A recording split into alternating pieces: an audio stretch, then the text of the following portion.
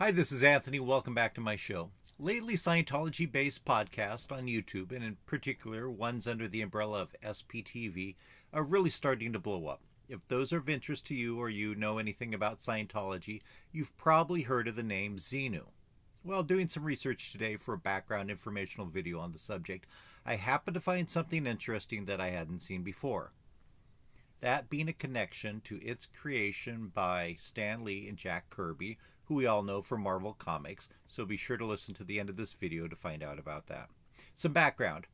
The story of Xenu is covered in OT3, part of Scientology's secret advanced technology doctrines, taught only to advanced members who have undergone many hours of auditing and reached the state of clear, followed by operating Thetan levels 1 and 2. It's described in more detail in the accompanying Confidential Assists lecture of October 3rd, 1968, and is dramatized in Revolt in the Stars, a screen story in the form of a novel written by Elon Hubard in 1977. Hubard wrote that Xenu was the ruler of a galactic confederacy 75 million years ago, which consisted of 26 stars and 76 planets, including Earth, which was then known as Tegeac. The planets were overpopulated, containing an average population of 178 billion people. The Galactic Confederacy's civilization was comparable to our own, with aliens walking around in clothes which looked very remarkably like the clothes they wear this very minute, and using cars, trains, and boats looking exactly the same as those, quote, circa 1950, 1960 on Earth. Xenu was about to be deposed from power, so he devised a plot to eliminate the excess population from his dominions.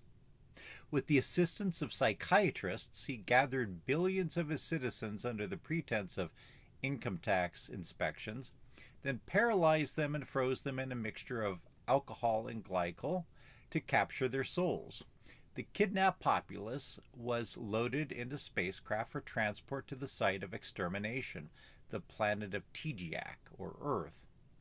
The appearance of these spacecraft would later be subconsciously expressed in the design of the Douglas DC-8, the only difference being that the DC-8 had fans, propellers on it, and the space planes didn't.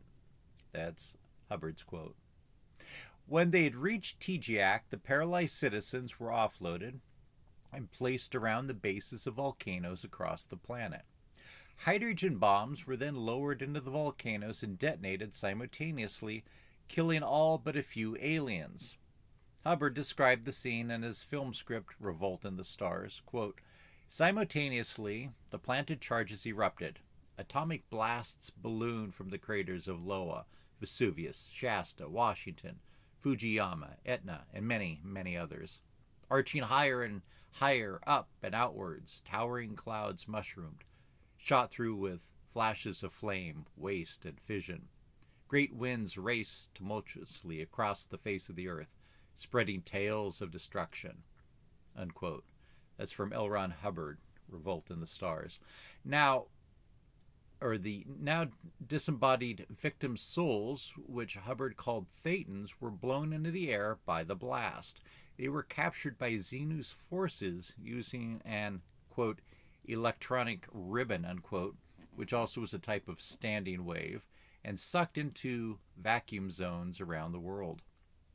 The hundreds of billions of captured Thetans were taken to a type of cinema where they were forced to watch a 3D supercolossal motion picture for 36 days. This implanted what Hubbard termed various misleading data, collectively termed the R6 implants, into the memories of the hapless Thetans, which has to do with God, the devil, space opera, etc. Those are Hubbard's words.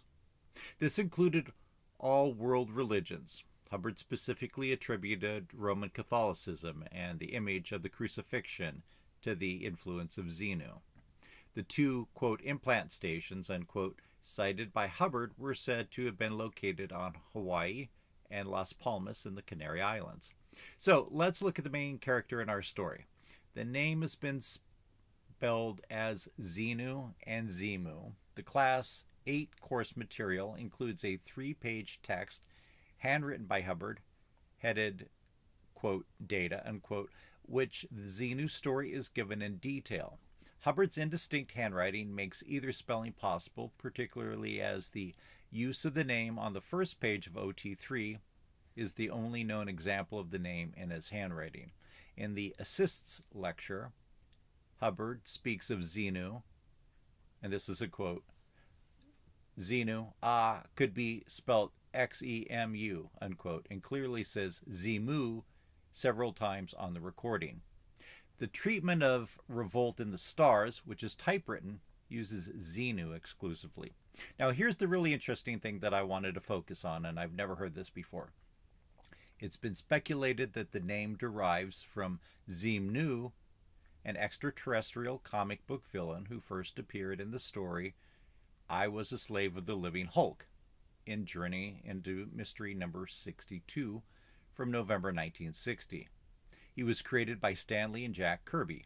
Xenu is a giant, hairy, intergalactic criminal who escaped a prison planet, traveled to Earth, and hypnotized the entire human population.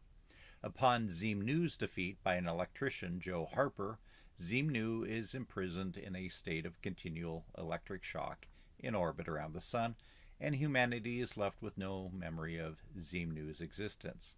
And just so some further information, here's some information from a website that I found called mycomicshop.com, where it says that the character is Hulk, also called Xenu, and later called the Titan, and the other character is Joe Harper. The synopsis given on that website is: an electrician finds and revives an alien criminal. He psychically enslaves all humanity, forcing them to build him a ship that will help him escape and destroy the Earth. The electrician sabotages the ship and sends him into orbit around the sun. And the genre is monsters. The script is by Stan Lee. The pencils are from Jack Kirby, and the inks are Dick Ayers. So, folks, there you have an interesting piece of evidence. Could it be that Stan Lee and Jack Kirby independently came up with the character and a comic book in 1960 called Xenu, who is a space alien that psychically enslaves humans and is thwarted and put into some type of electronic prison and sent into orbit around the sun? And later that decade, you have Elon Hubard coming up with Xenu, who is using psychiatrists to enslave humans and is eventually thwarted and put into some type of electronic prison, perhaps somewhere in the Himalayas. What do my viewers think? Have you ever heard of this connection before? Please leave your comments in the comments section. If you like this and my other videos, please hit the like button. And if you haven't already, please do subscribe. I'd love to get 1,000 subscribers by the end of the year, and I have less than 150 to go. Thanks so much for your time. I do appreciate it.